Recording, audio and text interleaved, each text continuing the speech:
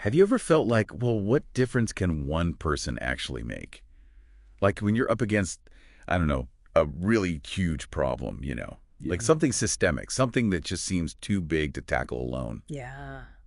Today, we're going to dive deep into a story that I think challenges that whole idea. Okay. And, it's about this guy, Arsalan Azad, Right. and he decided to, well, to kind of take on a pretty tough subject Yeah. all by himself. When you think about Arslan's story, it's not just the way he protested, Yeah. this solo demonstration in New Delhi. Right. It's what he chose to protest. Yeah. He really focused on male rape victims, and that's a subject that unfortunately is still really taboo in a lot of places. Absolutely, including India. Yeah. And, it's not like he went about this in any kind of like normal protest way. No, Right? This wasn't some big organized it thing. wasn't. This was just Arsalan. And he was on foot. And we're talking over 30 kilometers in one day. Yeah, think about that. And think about where he decided to walk, Like Parliament House, Wow. the vice president's house. Really? Yeah, the president's house. Like, these are the places that, represent power in India. It's like he was going right to the people in charge, and he's making them see this thing that maybe they don't want to see. It's really powerful. And I read that he even went up to certain members of parliament directly. Yeah. And can you imagine the courage to do that, Yeah. especially with something that is so sensitive? It's incredible. And you have to consider the whole the context, right? While we don't have data on Arsalan's own experiences with trying to get support, Right. the research shows us that when protests focus on, changing social norms, particularly around gender and sexuality, it can be really, really difficult. Yeah. Like, they face a lot of pushback. Yeah. It's so easy to just scroll past a headline That's or turn off like the news or Yeah. something, right? Yeah. But this was Arsalan putting himself out there Yeah. in such a real way. One thing I thought was really interesting was how he got some people around initially Right, right. at the beginning. People taking pictures, giving interviews. Yeah, like a novelty, Yeah, yeah. the new thing. But then, as the day went on, a lot of those folks kind of drifted off, Right.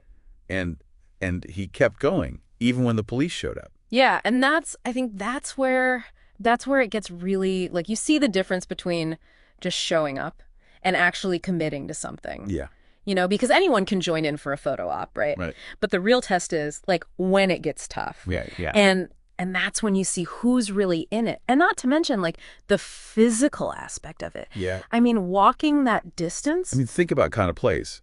Everybody knows Connaught Place, right? Yeah. Historically, culturally, it's a big deal. It's iconic. Imagine walking around that multiple times on foot while carrying, this issue. Oh. Like, what do you think that says about how dedicated he is? I think it says a lot. I mean, in a way, it's almost like a metaphor for what so many male rape victims go through. Right. They feel isolated, like nobody's listening to them, and they're just carrying this burden that society doesn't even really acknowledge. Yeah. You feel invisible. It's this crazy contrast, right? Like, here's this one guy up against this huge problem, and that's what makes it so powerful. So, it kind of makes you wonder, right? Yeah. Like, can doing something like this, like what Arsalan did, can it really make a difference? Especially we're talking about something so ingrained in society. Well, that's where the whole idea of the ripple effect comes in. Okay. We may not see like laws changing overnight or everyone suddenly changing their minds, Right. but these acts of courage,